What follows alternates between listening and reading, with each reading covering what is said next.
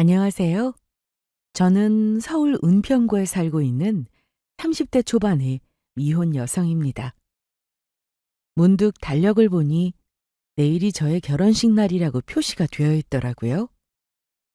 올해 가장 중요한, 그리고 살면서 제가 가장 설레고 기대했던 이벤트가 바로 이것이었죠. 하지만 저는 내일 결혼식장에 가지 못하게 되었습니다. 지금으로부터 6개월쯤 전에 결혼을 하려고 마음을 먹었던 예비 신랑과 파혼을 하게 되었거든요. 이 세상에 사연 없는 파혼은 없다던데 저의 사연인 것을 감안하더라도 제가 겪었던 일은 너무나 황당하기 짝이 없는 일이었습니다. 벌써 몇 달이나 지난 일인데도 지금도 그때 일만 생각하면 분통이 터져서 이불킥을 하며 자리에서 벌떡 일어날 정도로요. 저 혼자만 그런 거면 다행이었죠. 저희 부모님도 그때의 이야기만 나오면 그 정신 나간 놈이라며 욕을 하시고는 합니다. 상대는 제 예비 신랑이었죠. 대충 어떤 일이 있었는지 짐작이 가시나요? 상대방이 저지를 수 있는 수많은 귀책 사유 중 제가 겪었던 일은 바로 예비 신랑의 바람이었습니다. 그것도 심지어 상대가 여럿이었죠. 철석같이 믿었던 그 인간에 대한 신뢰가 와장창 깨지면서 저는 이제 의도치 않은 비혼주의가 되었습니다. 이제 아주 남자라면 지긋지긋하더라고요. 혹시 결혼을 준비하고 계시는 분들이 있다면 부디 저와 같은 일이 없기를 바라면서 제 사연을 들려드릴게요. 저는 동갑내기인 남자친구와 대학교 동아리 모임에서 만났습니다. 저희는 같은 학교의 다른 과 학생이었죠. 하지만 그때 바로 사귀었던 것은 아니고 졸업한 후에 후배들 격려 차원에서 동아리 오비 모임에 갔다가 다시 만나 그때부터 사귀게 된 케이스였습니다. 사귀기 시작한 지 3년이 지나면서 이제는 결혼 준비를 시작한 커플이 되었고요.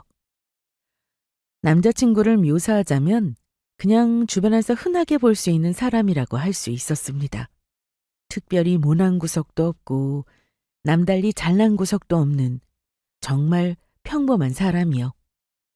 튀는 행동이나 유별난 것들을 싫어하는 저로서는 남자친구가 그렇게 평균적인 사람들과 다르지 않은 보통 사람이어서 좋았습니다. 성격도 저와 무난하게 잘 맞았고요. 서로 동갑내기에 같은 학교를 나와서 비슷한 시간과 장소와 추억을 공유한 잘 맞는 커플이었고요. 그리고 저는 어려서부터 간직했던 소박한 바람이 한 가지 있었습니다. 그건 같이 있으면 즐겁고 행복한 연애를 한 뒤에 결혼에 골인해서 큰 풍파 없이 잔잔한 인생을 함께 보내는 것이었어요. 제 성향을 봤을 때 그럴 확률을 조금이라도 높이기 위해서는 저와 비슷한 성향의 무난한 사람을 만나는 게 우선이었죠. 남자친구는 그런 점에서 제가 원하는 연인상에 딱 맞는 사람이었습니다. 그래서 제가 결혼까지도 결심할 수 있었죠. 하지만 이 세상에 단점 없는 사람은 없는 법이죠. 제 남자친구도 마찬가지였습니다. 어디야? 오늘 칼퇴근할 것 같다며. 끝났어? 어, 나 6시 딱 되자마자 튀어나왔지. 지금 벌써 지하철 탔어. 지하철 탔다고? 버스 안 타고 갑자기 왜 지하철을 타?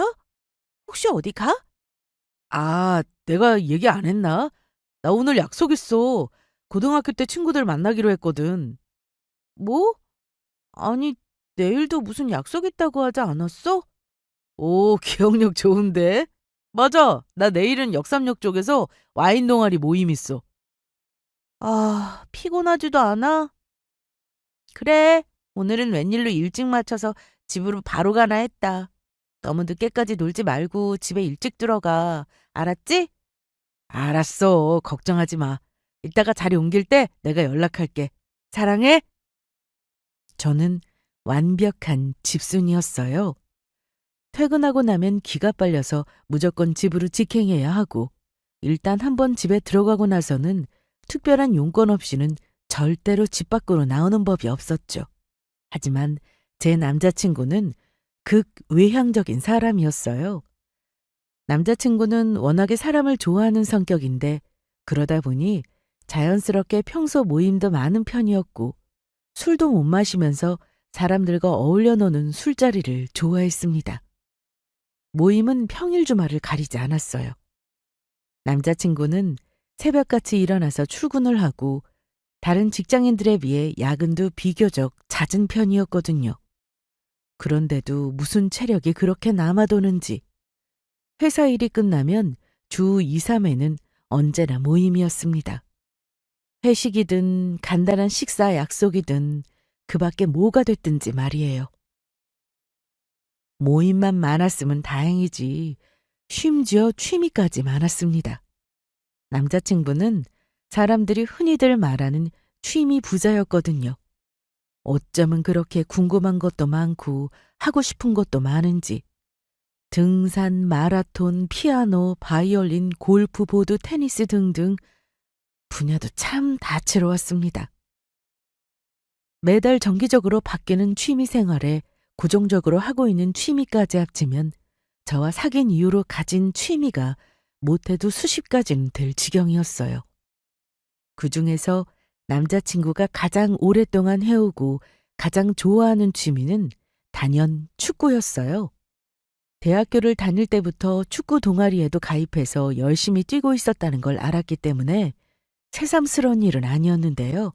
하지만 나이가 들고 사회에 나와서까지 이렇게 열정적으로 하고 있는 줄은 몰랐죠. 굳이 남자친구가 아니더라도 보통 남자들은 대개 축구를 좋아하기 마련이니까 제 주변에 축구를 하는 다른 남자 지인들도 꽤 있기는 했거든요. 하지만 그렇게 좋아하던 축구도 30대에 접어들면서부터는 다들 횟수를 줄이거나 아니면 아예 직접 뛰지는 않고 보기만 하는 것으로 전환하거나 하는 경우가 대부분이었습니다. 이유는 여러 가지가 있었지만 직장을 다니다 보니 일단 시간이 없고 둘째로는 체력적으로 피곤한 것이 컸죠. 전후반을 내내 뛰어다녀야 하는데 어지간히 체력이 좋지 않고서야 할 수 없는 운동이었으니까요. 보통은 주말 1회 경기였고 많을 때는 평일에 1회, 주말에 1회 경기가 있었습니다. 그래서 저희의 주말 데이트는 늘 축구 스케줄에 따라 바뀌었죠. 정해진 인원이 모여야 하는 경기다 보니 이쪽 팀에서 본인이 빠지기라도 하면 다른 사람들도 경기를 뛰지 못하는 불상사가 발생했거든요. 대타를 구해놓지 않는 한에서는요. 민폐도 그런 민폐가 없었죠. 축구를 하는 것 자체는 그렇다 치고 더 마음에 들지 않는 것은 경기를 마친 날이면 대부분 뒤풀이를 하고 온다는 점이었어요. 문제는 여기서 발생했습니다. 이 문제로 저는 친구들에게 상담까지 한 적이 있었는데요. 너 왜 그렇게 화가 났어? 무슨 일인데? 야, 너희 남자친구들도 아직 축구 같은 거 해? 내 남자친구는 이제 안 하지. 안 한다기보다는 체력이 안 돼서 못할걸? 왜? 현우는 아직도 축구 모임에 나가? 나가기만 하냐? 얼마나 열정적이신지 나랑 데이트는 빼먹어도 축구 모임은 죽어도 나가야 되는 인간이야. 저럴 거면 축구를 하지. 왜 회사를 다니지? 지금도 거기 나가 있어. 체력도 좋네. 그래도 운동하면서 시간 보내는 게 훨씬 나은 거 아니야? 운동하면 건강하기라도 하지. 내 남자친구는 틈만 나면 술 마실 궁리만 해. 술도 마시니까 문제지. 뒤풀이하면 꼭 술자리에 참석했다가 와. 축구 1시간 반 뛰고 뒤풀이하고. 이래저래 합치면 서너 시간씩 연락 안 될 때도 많고. 그래도 현우 정도면 건전한 편이지. 남자들 여자친구도 잊어버리고 노느라 정신 못 차리는 거야. 뭐 하루 이틀 있는 일도 아니고. 술 마시더라도 아직까지 딱히 사고 친 적은 없잖아. 그래, 내 남자친구도 술도 잘 못 마시잖아. 술 마시더라도 운동하고 마시는 게 낫지. 말을 하다 보면 저도 모르게 화가 나서 와다다 쏟아낼 때가 많았는데요. 그럴 때마다 친구들은 오히려 제 남자친구 편을 들어주면서 그 정도면 괜찮은 취미라고 대답했습니다. 사실 친구들 말처럼 아직까지 술 때문에 큰 문제를 만들었던 적은 없었기 때문에 저도 그냥 내버려 두는 편이었고요. 마음에는 들지 않았지만 제일 좋아하는 취미 생활만큼은 터치하지 말자 싶어서 그냥 내버려 두었습니다. 그런데 결국 문제가 터지고 말았죠. 평소처럼 데이트를 하기 위해 만났던 어느 일요일, 지각을 한 남자친구가 심지어 다리까지 절면서 나타났더라고요. 뭐야? 자기 다리가 왜 그래? 어디 다쳤어? 어, 나 어제 축구하다가 다리를 조금 접질린 것 같아. 뭐라고? 내가 못 살아, 정말. 많이 다쳤어? 병원은 안 가봐도 되겠어? 괜찮아. 병원까지 갈 정도는 아닌 것 같아. 거기도 오늘 일요일이라서 병원 가려면 응급실로 가야 하잖아. 남자친구는 걸음을 내디딜 때마다 통증은 느껴지는지 움직일 때마다 많이 아파하는 것 같았습니다. 그런데도 제가 물어보면 괜찮다면서 자꾸 멀쩡한 척을 하더라고요. 아무래도 저한테 혼이 날까봐 괜찮은 척하는 것 같아 보였습니다. 사실 그날은 원래 제 웨딩드레스를 보러 가기로 계획했던 날이었거든요. 끝나고 나면 아울렛에 들러서 상견례 때 입을 원피스를 사러 가기로 했었고요. 주말에는 평일보다 예약이 몰리는 바람에 정말 힘들게 예약을 잡아뒀던 곳이었어요. 그래서 일단은 첫 번째 드레스샵에 들르기로 했습니다. 하지만 소파에 앉아서 오만상을 찌푸리면서 땀을 뻘뻘 흘리고 있는 남자친구를 보니 드레스고 뭐고 다 취소해야겠더라고요. 상태를 보아하니 이렇게 밖에 나와 있는 것조차 힘들어 보였거든요. 결국 저희는 계획했었던 스케줄을 모두 취소하고 각자 일찍 집으로 돌아가 쉬기로 했습니다. 정말 미안해. 다시 예약 잡아서 오자. 다시 예약 잡아도 어차피 몇 주 더 걸릴 거야. 일단 자기는 집에 가서 푹 쉬기나 해. 어쩌겠어, 이미 다친 걸. 연신 저를 보며 미안하다고 눈치를 살피는 걸 보니 화도 못 내겠더라고요. 저는 일단 남자친구를 집에 데려다 주고 다시 주말에도 하는 근처 약국을 찾아 파스와 진통제 같은 것들을 들여 넣어준 뒤에 집으로 돌아왔습니다. 원래 오늘 가기로 예약했던 드레스 샵들에 연락을 넣어보니 예약을 미루면 원하는 드레스가 다 빠질 수도 있다고 하더라고요. 그래도 사정이 이렇게 됐으니 어쩔 수 없는 노릇이었죠. 사과의 말을 전하고 추후 제일 빠른 날로 다시 예약을 잡았습니다. 그런데 그 불상사는 거기서 끝이 아니었습니다. 이튿날 출근 시간도 한참 지나고 거의 점심때가 다 되어서야 남자친구에게 연락이 왔더라고요. 왜 이제 연락하냐고 지각했냐고 물었더니 그게 아니라 출근을 못하고 병원에 입원했다는 답장이 왔어요. 마침 운전 중이었던 저는 너무 놀란 나머지 바로 갓길에 차를 세우고 전화를 걸었죠. 무슨 말이야? 갑자기 입원이라니? 아니, 나 새벽에 자기가 사다 준 진통제 먹었는데도 다리가 너무 아프더라고. 하는 수 없이 회사에는 연차 내고 아침에 눈 뜨자마자 병원으로 바로 왔거든. 근데 수술해야 된다고 하시네? 수술해야 한다고? 뭘 얼마나 다쳤길래? 발목 인대 파열이래. MRI 찍었더니 이건 무조건 수술해야 한다고. 일단 입원부터 했거든. 혹시나 했더니 역시나였습니다. 그 말을 듣는데 한숨이 저절로 튀어나오더라고요. 앞서 말씀드리지 않았던 주변 지인들이 축구를 접는 마지막 이유는 바로 이것이었습니다. 부상의 위험이요. 다리 근육이나 허리를 다치거나 심하면 아예 다리뼈가 부러지거나 했던 지인들도 꽤나 많이 했었거든요. 그래서 저는 항상 남자친구에게 축구를 하는 것까지는 못 말리겠지만 다치지 않게 조심해서 하라는 말을 해왔습니다. 그럴 때마다 번번이 자기는 여태 축구하면서 한 번도 다친 적이 없다며 걱정 말라고 큰 소리를 치더니 결국 이 사달이 난 것이었고요. 내가 그럴 줄 알았어. 자기 어제 걷기도 힘들어 했잖아. 바로 병원으로 가라니까 내 말을 그렇게 한댔더니. 그래서 수술은 언제 하는데? 수술은 내일 하기로 했어. 오늘 입원하고 수술하고 한 2주 정도 더 입원해야 할 것 같다고 하시네? 2주나 입원하래? 어. 그리고 깁스도 하고 재활치료도 받아야 한다는데 다음 주에 예약해놨던 것들은 어쩌지?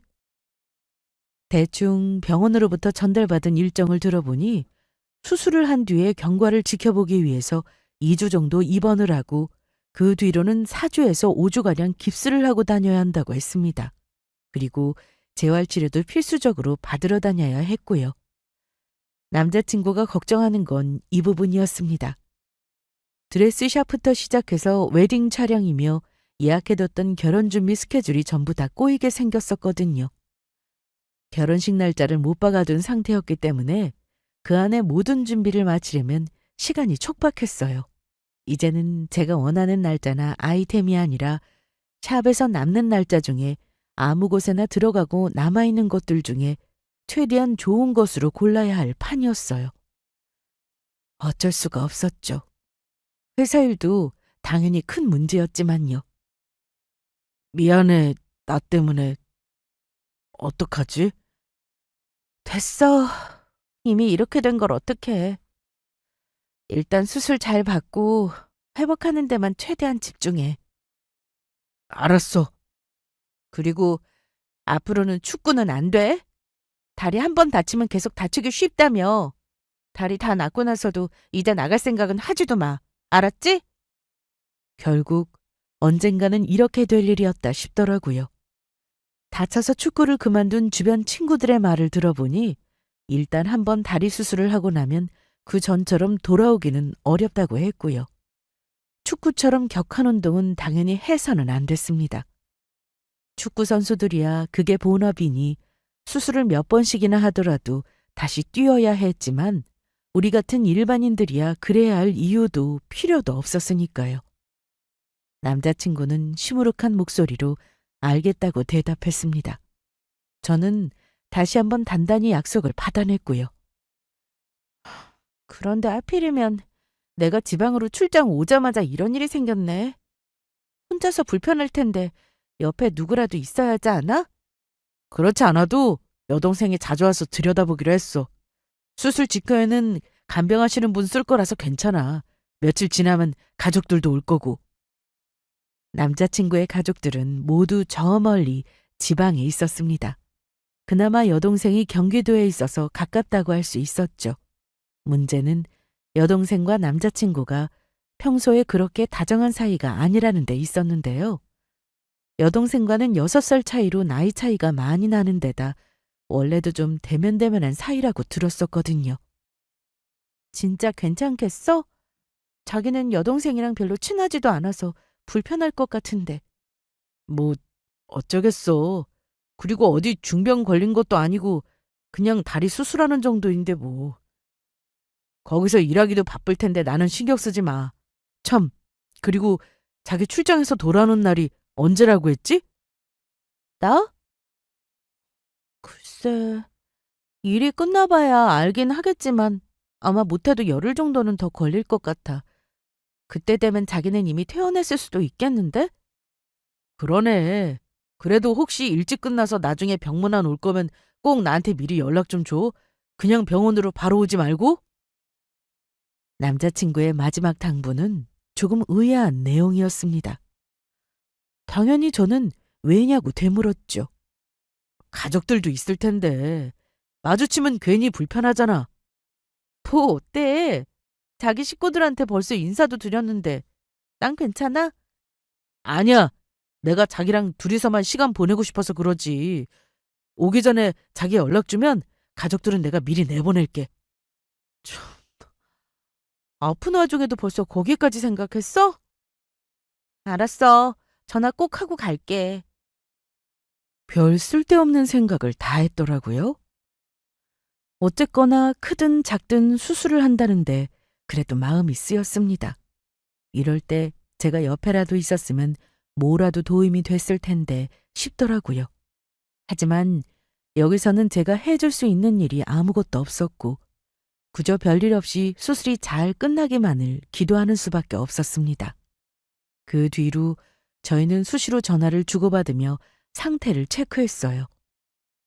남자친구의 수술은 다행히 성공적으로 잘 끝날 수 있었습니다. 그 병원 원장님이 다리 수술을 유명한 분이시라 애초에 잘 될 거라고 하시긴 했지만 그래도 불안하기는 했었거든요.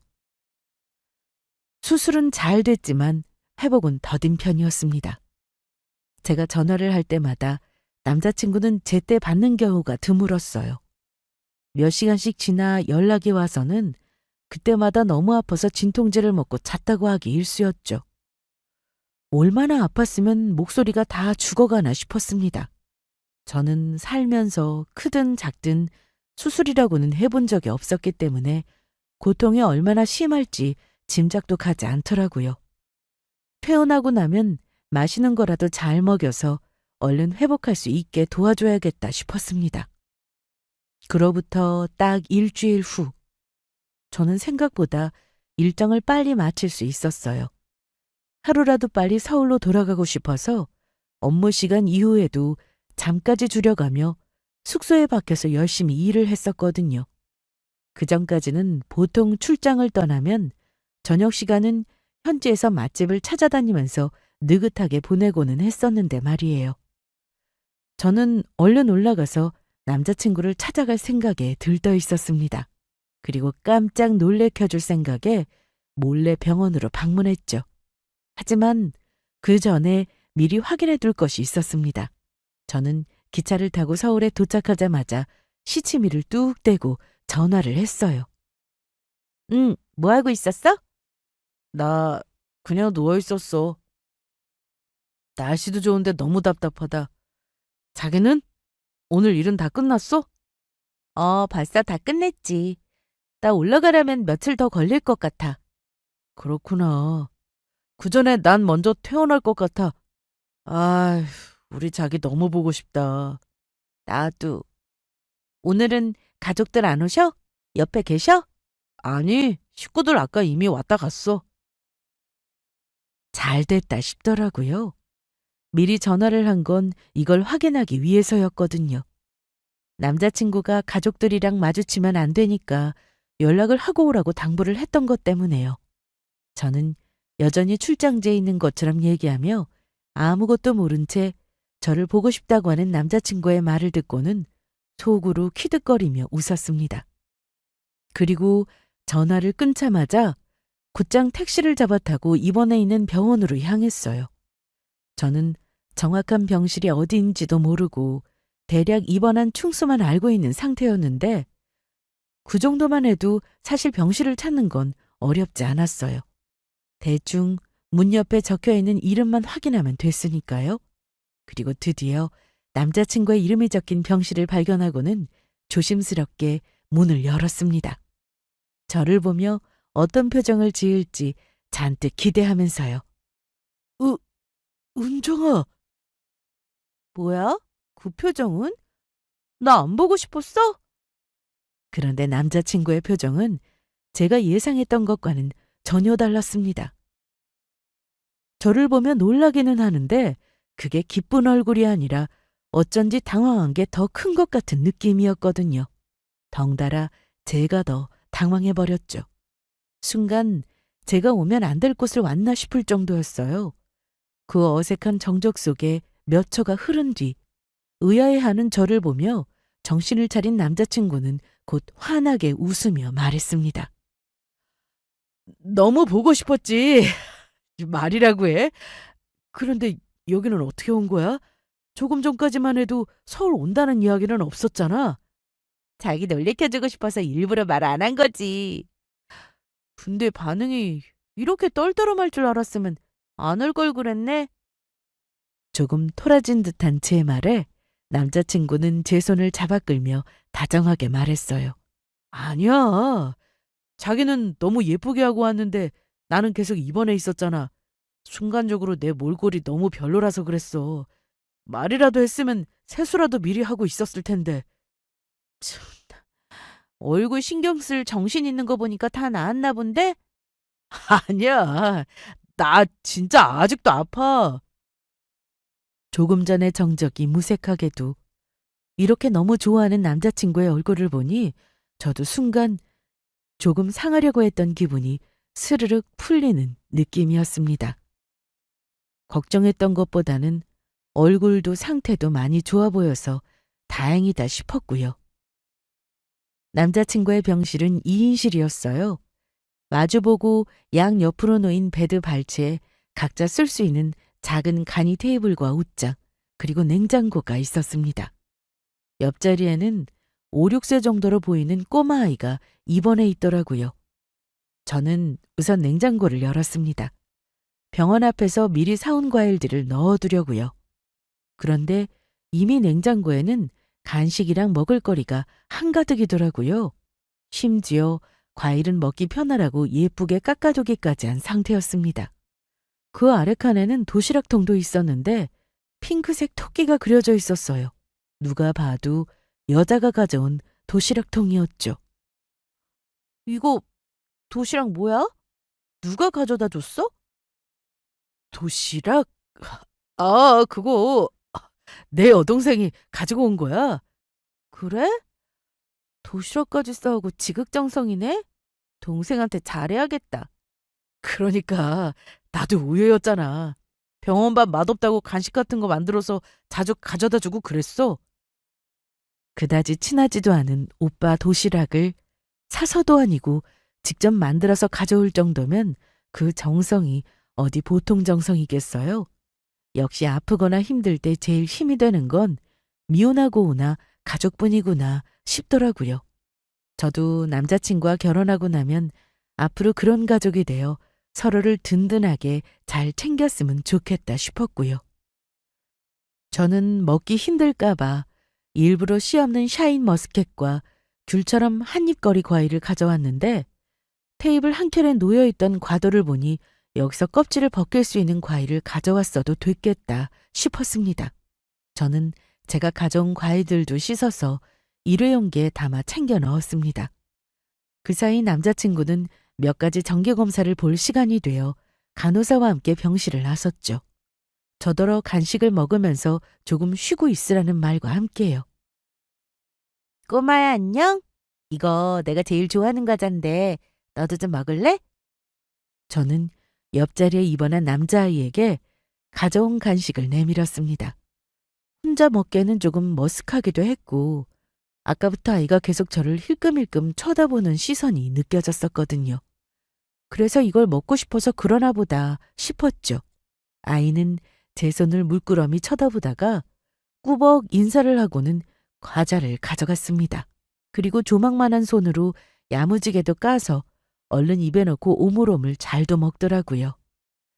하는 짓이 꼭 제 조카를 보는 것 같아서 웃음이 터졌죠. 하도 잘 먹길래 저는 다른 것도 줄까 싶어서 가져온 비닐봉투를 뒤적거리고 있던 참이었습니다. 아저씨, 여자친구예요? 나? 아마 그럴걸? 요즘 애들은 유치원에 들어갈 때부터 연애를 한다더니 벌써 여자친구가 뭔지도 알고 있나 싶더라고요. 아이의 그 당돌한 질문에 저는 웃으며 대답했습니다. 그런데 그 뒤에 들려온 답변은 너무나 기가 막힌 것이었어요. 아저씨는 능력도 좋네요. 여자친구들 병문안도 많이 오고. 어? 그게 무슨 말이야? 여자친구들? 평소 같았으면 저 어린애가 뭘 알겠나 싶어서 그냥 듣고 넘겼을 이야기였는데 이상하게 그날따라 그냥 지나칠 수가 없더라고요. 저는 들고 있던 과자를 내려놓고 아이를 향해 진지하게 물었습니다. 아이는 제 얼굴을 똑바로 쳐다보면서 여전히 과자를 입에 문 채로 대답했어요. 네, 아까도 왔다 갔는데 매일매일 친구들이 놀러 오던데요? 아까도 왔다고? 그 사람은 여자친구가 아니라 아저씨 여동생일걸? 아니에요. 여자친구라고 했어요. 아이는 단호한 목소리로 대답하며 고개를 좌우로 흔들었어요. 여동생은 다른 사람이라고 하면서요. 애가 여동생인지 여자친구인지 그것도 아니면 그냥 친한 여자인 친구들이 문병을 온 건지 어떻게 알겠냐 싶었습니다. 하지만 그런 생각을 하면서도 제 머릿속에는 문병 오는 사람 하나 없어서 너무 심심하다고 말했던 남자친구의 말이 떠올랐습니다. 친한 여자애들이 문병을 올 수야 있는데 그걸 숨기고 있었던 건 누가 봐도 이상한 일이었죠. 그리고 더 이상한 건 그 다음에 이어진 말이었습니다.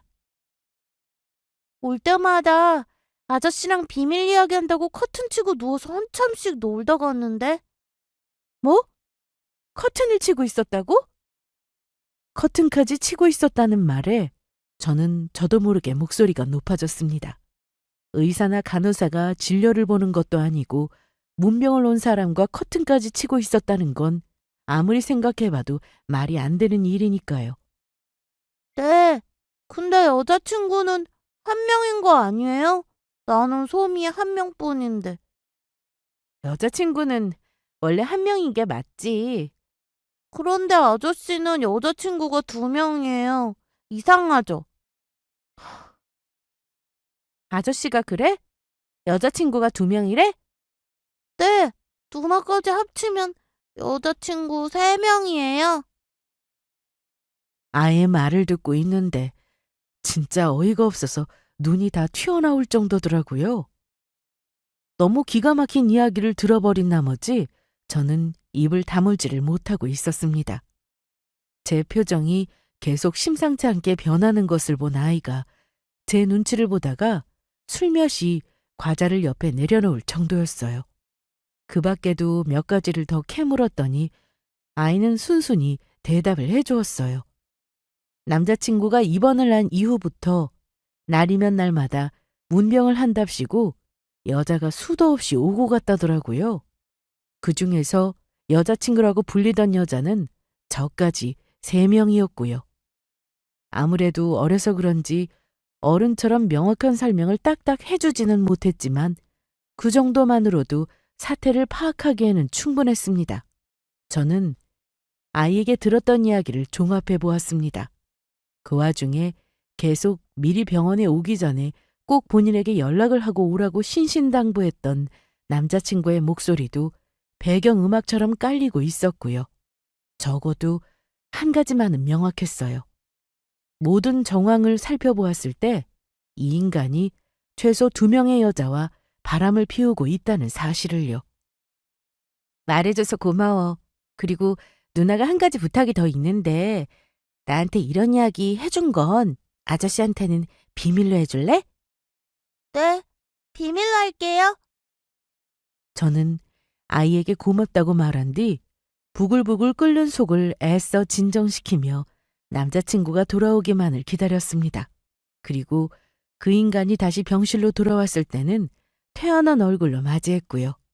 그동안 제가 없을 때의 일을 슬며시 떠보았지만 남자친구의 입에서는 여전히 거짓말만 흘러나왔습니다. 내내 아무도 없어서 너무 심심했다. 내가 와서 너무 좋다. 이런 소리만 반복할 뿐이었죠. 집으로 돌아온 저는 그날부터 남자친구의 뒷조사를 시작했습니다. 저에게 대충 이야기를 전해들은 절친들도 모두 동원되었죠. 마치 본인들이 당한 일이기라도 한 것처럼 저보다 더 흥분해서는요.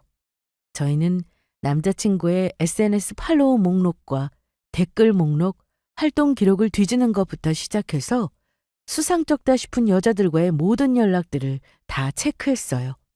그동안 저에게 만났다던 지인들을 통한 확인 전화부터 시작해서 동선 체크며 자동차 내비에 찍힌 주소 확인까지 제가 할 수 있는 일은 죄다 했습니다.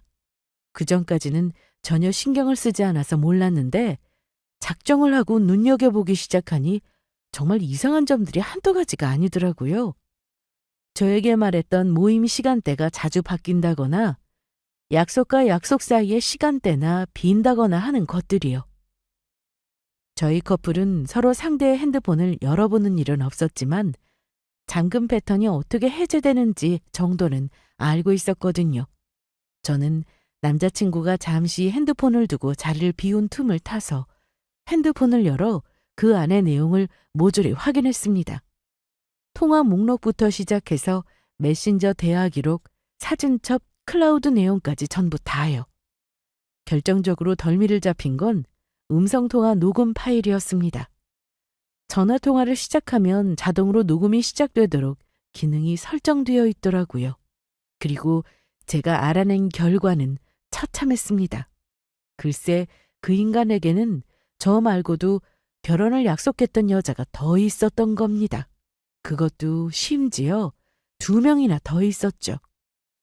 아이가 여자친구라고 말했었던 그 2명이 바로 이 여자들이었던 겁니다. 마침 제가 출장으로 서울을 비우고 있었으니 얼마나 좋은 기회라고 생각을 했겠어요. 거기다 옆자리는 딱 봐도 아무것도 모를 것 같아 보이는 어린아이였으니 전혀 신경을 쓰지 않은 거고요. 그래서 그 2명을 번갈아 가며 병원에 불렀던 겁니다. 핑크색 토끼 도시락통의 주인공도 아마 그 여자 중 한 명이었겠죠.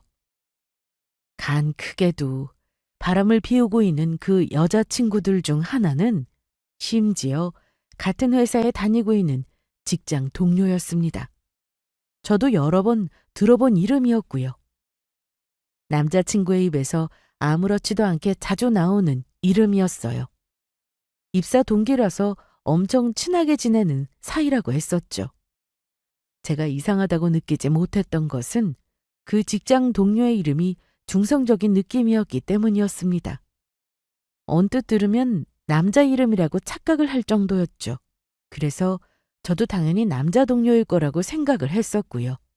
심지어 남자친구가 평소에 너무나도 당당하게 오늘은 정연이랑 회사 마치고 술 한잔하고 들어갈 거야 라는 말 따위를 하는데 그게 어떻게 여자일 거라고 생각할 수 있었겠어요? 아마 여자냐고 물어봤어도 남자 동기라고 대답을 했겠지만요. 눈앞에서 끝없이 쏟아지고 있는 명백한 증거들을 보며 저는 할 말을 잃어버렸습니다. 저에게는 그렇게 헌신적이었던 남자친구였는데 그저 모임과 술자리를 조금 좋아하고 취미생활로 조금 바쁜 게 단점의 전부라고 생각했었던 남자친구가 사실은 뒤로는 끝도 없이 다른 여자들을 만나며 바람을 피우고 있었다는 사실이 믿기지가 않았습니다. 워낙 모임이 잦은 인간이니 저 많은 모임들 중에 과연 어느 것이 진실이었는지 아닌지도 이제는 헷갈릴 지경이었어요. 적어도 한 가지 분명한 것은 다른 여자를 만날 수 있는 시간들을 벌어다 준 핑계가 바로 모임이라는 것이었습니다. 아무리 사람이 마음이 나와 같을 수는 없다지만 남자친구를 일말의 의심조차 없이 믿어줬던 그 오랜 시간들을 저에게 이런 식으로 되갚았다는 게 기가 막힐 지경이었어요. 이제 결혼이고 뭐고 모든 게 물거품처럼 산산조각이 나버리고 말았습니다.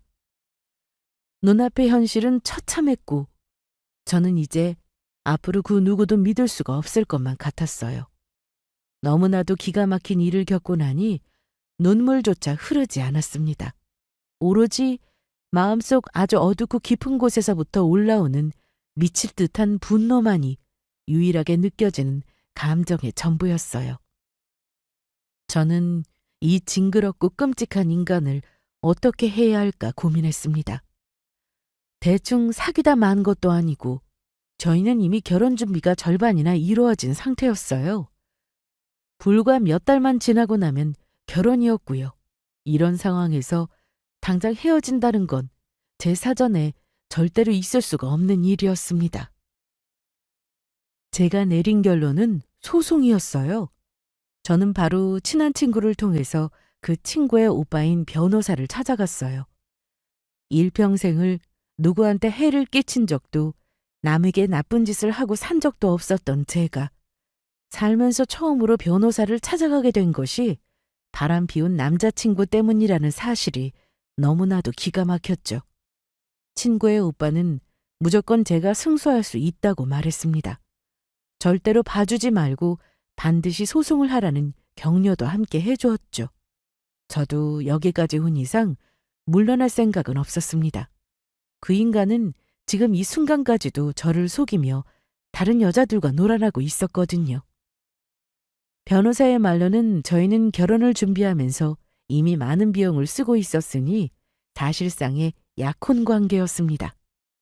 상대방의 일방적인 귀책 사유로 파혼을 하게 되었다면 법적으로 약혼 해제에 따른 손해배상 청구를 할 자격 조건이 된다고 설명해 주었고요.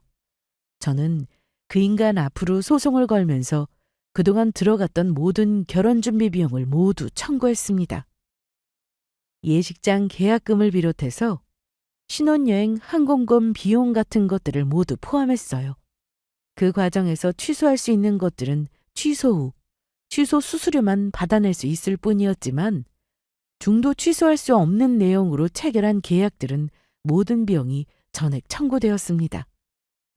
그뿐만 아니라 저는 남자친구의 바람에서 비롯한 파혼으로 인한 정신적 손해에 따른 위자료도 청구했고요.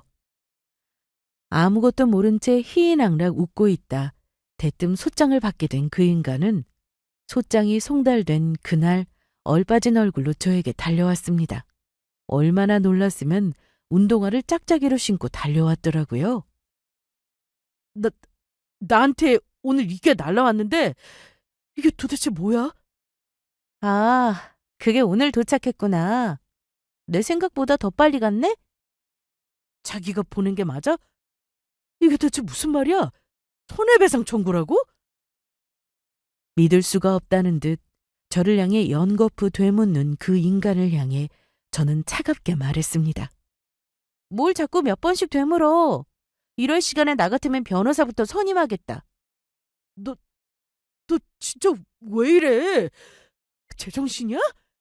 갑자기 나한테 왜 이러는 건데? 제정신이니까 이러고 있지. 그동안은 제정신이 아니라서 너랑 결혼할 생각을 하고 있었던 거고. 굳이 내 입으로 더 이야기해야 해? 너 이쯤 되면 대충 짐작하고 있을 거 아니야. 내가 왜 이러는지. 제 말에 그 인간은 어쩔 줄 몰라는 표정으로 얼굴을 몇 번 쓸어내리더니 떨리는 목소리로 주절주절 변명을 늘어놓기 시작했습니다. 변명의 내용은 굳이 듣지 않아도 짐작할 수 있는 뻔한 이야기들이었어요. 우리 사이에 아무래도 오해가 있는 것 같다. 일단 너를 오해하게 만든 것은 미안하다. 하지만 정말 네가 생각하고 있는 그런 게 아니다. 다른 여자들과는 그냥 친한 지인 사이일 뿐이다. 법적으로나 도의적으로 너한테 미안할 짓은 조금도 한 적이 없었다. 뭐 이런 말들이었죠. 그동안 저런 대사는 그저 그런 삼류 신파극에서나 나오는 뻔한 레파토리라고 생각했는데 직접 두 귀로 듣고 나니 진짜 진부하기 짝이 없더라고요. 이 상황에서도 거짓말이 나와? 차라리 잘못했다고 무릎 꿇고 빌기를 하는 게 맞지 않을까? 은정아, 진짜 그런 거 아니라니까. 아이, 답답해서 미치겠네 정말. 그러니까 그 답답한 심경은 변호사 앞에서 얘기하시라고요. 어차피 싹싹 빈다고 해도 봐줄 생각은 없었는데 이렇게 나오니까 그 결심이 더 확고하게 굳어지는데? 너 정말 이렇게까지 해야겠어? 그래, 알겠어. 그럼 헤어져. 근데 소송은 취하해. 남녀가 사귀다 헤어질 수도 있는 거지. 무슨 소송이야, 이깟 일로. 취소 수수료 같은 건 내가 다 알아서 해결할 테니까 소송은 취하하라고. 드디어 본색이 나오더라고요. 마치 네가 그렇게 싫다고 하니 내가 헤어져는 주겠다. 대신에 소송은 취하해라.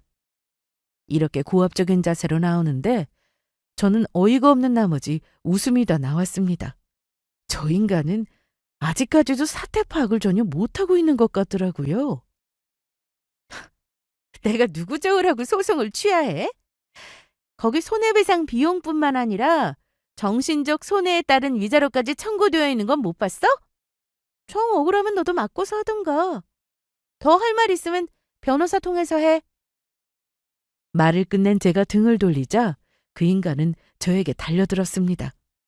이렇게까지 나올 거라고는 생각도 못 했었는데 다행히도 바로 옆에 저희 아파트 경비분이 서 계셨거든요.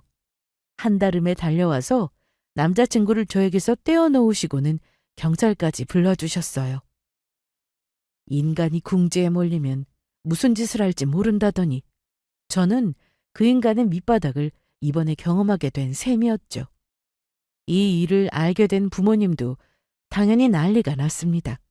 한동안 아버지와 저희 오빠는 번갈아 가면서 제가 출퇴근해서 집으로 돌아올 때까지 매번 픽업을 도맡아 주셨고요. 그리고 며칠 후 그 인간은 저뿐만 아니라 다른 여자친구들에게서도 비슷한 내용의 고소장을 받게 되었습니다.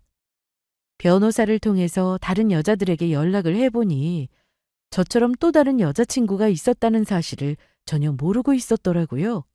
말하자면 그들도 피해자인 셈이었습니다.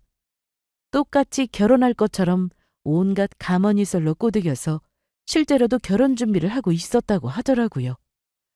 준비 기간이나 단계의 차이만 있었을 뿐이었죠. 이쯤 되니 이 미친 인간이 우리 3명 중에 과연 누구를 정리하려고 했던 건지, 그것도 아니면 3명 모두와 결혼 후에도 계속 바람을 피우려고 했던 건지 궁금해질 지경이었습니다. 소송은 별 문제 없이 제가 원하던 결과대로 끝이 났습니다. 애초부터 바람을 피운 인간은 이길 수가 없는 싸움이었죠. 위자료로 몇 천만 원을 받긴 했지만 겨우 그 정도로 제 분이 풀리지는 않았습니다. 그동안 그 인간을 만나오면서 보냈던 그 수많은 시간과 제 노력들이 결국 물거품처럼 사라지고 남은 건 이 돈 몇 푼이라고 생각을 하니 그렇게 허무할 수가 없더라고요. 시간을 되돌릴 수만 있다면 그 인간을 만나기 전으로 되돌아가 버리고 싶은 심정이었습니다. 하지만 그럴 수가 없었죠. 제가 할 수 있는 일은 그저 모든 걸 털어내고 생각하지 않는 것뿐이었습니다. 말처럼 쉽지는 않았어요. 저는 불면증과 불안장애에 시달리면서 한동안 병원을 다녀야 했거든요. 밤에 자려고 눈만 감으면 계속 그 인간이 했던 모든 말과 행동들이 머릿속에 떠올랐죠. 악몽을 꾸고는 소리를 지르며 자리에서 일어난 적도 숱하게 많았습니다. 하지만 악몽에서 깨고 나면 오히려 다행이라는 생각이 들었어요. 이 사실을 모른 채 그 인간과 결혼까지 했더라면 악몽은 꿈이 아니라 현실이 되었을 테니까요. 다른 두 여자분들도 저와 같은 고통의 시간을 보내고 있었겠죠. 부디 그 악몽이 너무 길지 않기를 바랄 뿐이었습니다. 새삼스럽게 저에게 모든 걸 알려주었던 그 꼬마 아이에게 고맙다는 생각이 들었습니다. 지금도 종종 그 아이의 얼굴을 떠올리고는 하고요. 다행히도 저는 지금은 모든 것이 많이 나아졌습니다. 이제는 악몽도 거의 꾸지 않고 대부분의 시간을 웃으며 하루를 보낼 수 있게 되었어요. 이렇게 시간이 조금만 더 흐르고 나면 나중에는 언제 이런 일이 있었냐는 듯 잊어버리는 날도 오게 되겠죠? 여기까지 들어주셔서 감사합니다.